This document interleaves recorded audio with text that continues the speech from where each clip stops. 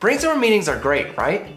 Everybody comes with a bunch of ideas, tosses them around, and then you don't really know what you're supposed to do moving forward. So now I'm confused. We've all been there. But if you do it well, a great brainstorming session can make sure that sales and marketing teams are collaborating on creating content that'll increase your sales.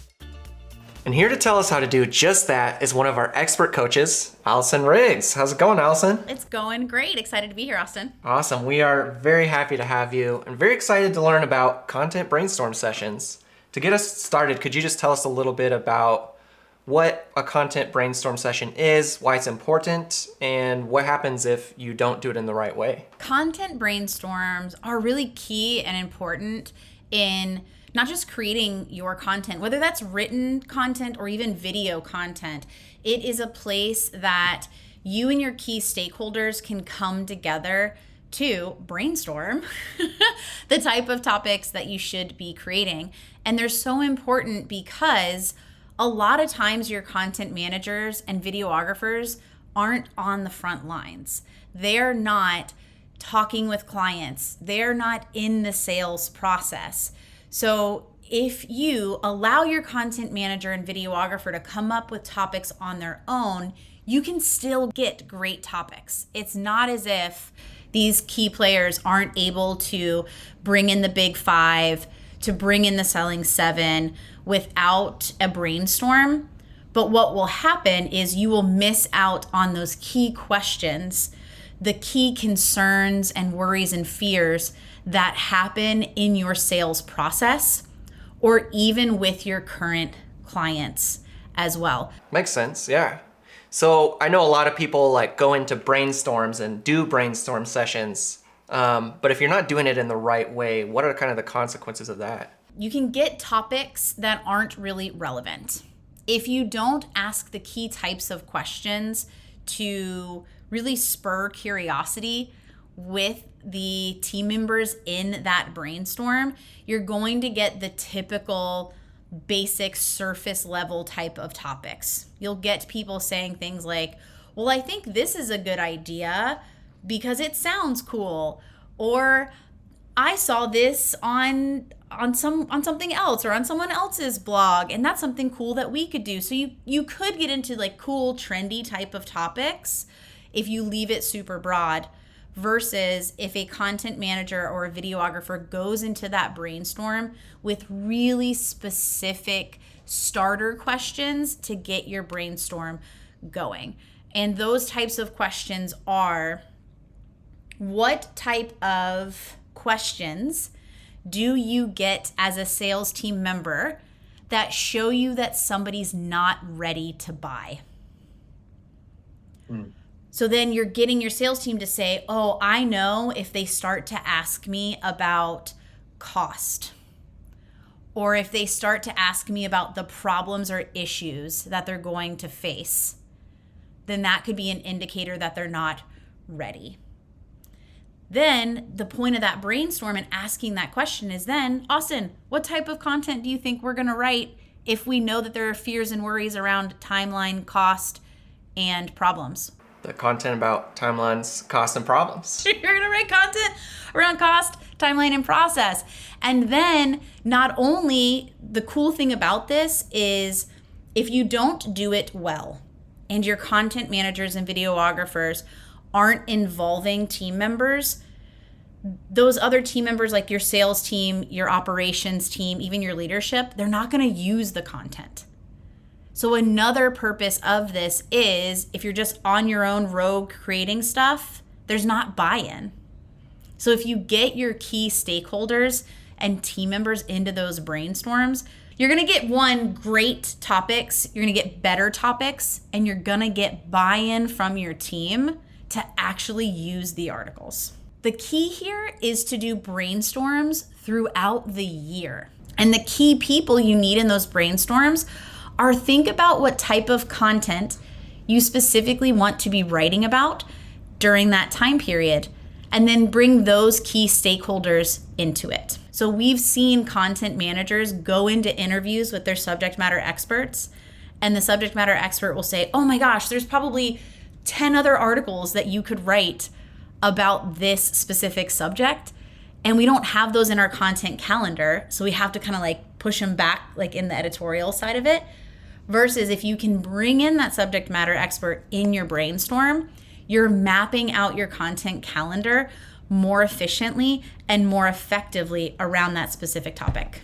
There's one thing I have learned about key stakeholders is they are sometimes hard to pin down, and that includes subject matter experts too. So how do you balance all these like very busy, important people in all these schedules and make them see this as something that's important? Since it's just brainstorming, is that something that they see as important or not? Two things here are really important is one, you need to make sure that your teams are bought into your content strategy. The other piece is how do you prepare people for that brainstorm? And typically what we'll tell content managers and videographers to do is to create a video. For example, like, hey Austin, Allison here, your content manager. I am so excited. We've got a content brainstorm coming up and you are a key part of the success of this meeting. And here's what we're going to do. During that meeting, it's only going to be 30 minutes. We're going to help prompt you with a couple of questions and you're going to share your ideas on our content strategy. That way, if you're preparing the people ahead of time, you don't have to, one, start that meeting and explain it. They already know when they first walk in, this is what it is, this is why it's important, like this is why I am specifically here. And you kind of get the ball rolling. You also don't always want to have the same people in your brainstorms. That way you don't get stressed on calendars. You get fresh new ideas with new people in the mix, and it gives you that ability to do different products and different services where people feel really valued in those meetings. These are great tips, Allison. Love them all. How do you know afterwards if it was successful or not? What you should determine is actually before your content brainstorm what success looks like. And the reason you should do this is that way you can set a goal before the meeting. And it typically should be number of topics that you've acquired during the brainstorm. Now, this goes back to how often you do your brainstorms. If you do them once a month, then you should have at least 12 to 15 topics. Now, you could do them quarterly too. So if you're going to do them quarterly, then you know you need to have more like 36 to 40 topics. If you do that, a number of topics, of course, it's going to need to be a longer meeting, right? You're going to need to keep people engaged. You need to push them through. If you get more, that's great, but you never want to get less. So success looks like a predetermined number of topics in order for your content team to have enough work over the set amount of time that you've chosen for that specific brainstorm. And then I think another indicator of success is people are engaged. Your participants are participating, right? They're providing content ideas. So success is number of topics. It's also participation, excitement, and getting people more involved. You also want to prioritize your topics during your content brainstorm, where you could leave and you've got 20 topics and your team says, okay, well, where do we start? You should prioritize in that content brainstorm as a team. Typically, the question that we ask in order to help prioritization is, if this article was published today, how quickly would you use it? And if you have topics on that list where people are like, I would use that tomorrow, like I would use that right away, those need to go to the top. You're getting all kinds of information from this content brainstorm meeting. How do you go about afterwards, after the meeting's over, making sure that everyone's communicating, making sure stuff gets made? What's that process after the meeting? Typically, you're gonna have one owner of your content strategy. That could be a marketing manager.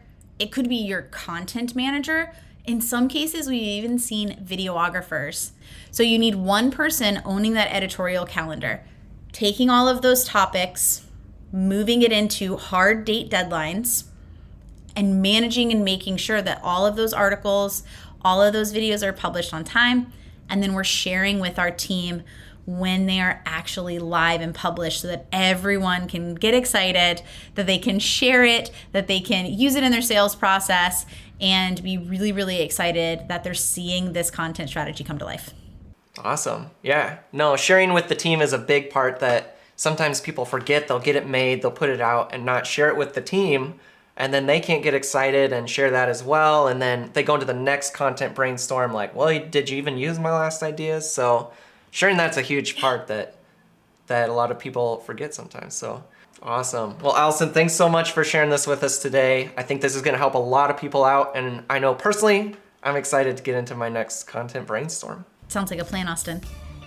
If your business wants to increase the bottom line, it starts with sales, marketing, and subject matter experts all coming together to collaborate and brainstorm content ideas that both educate the customer and bring them value. Creating a system for brainstorming content ideas like we talked about today will have you well on your way to doing just that. Need help with your content or getting your sales and marketing teams aligned? Reach out to talk to one of our coaches like Allison today.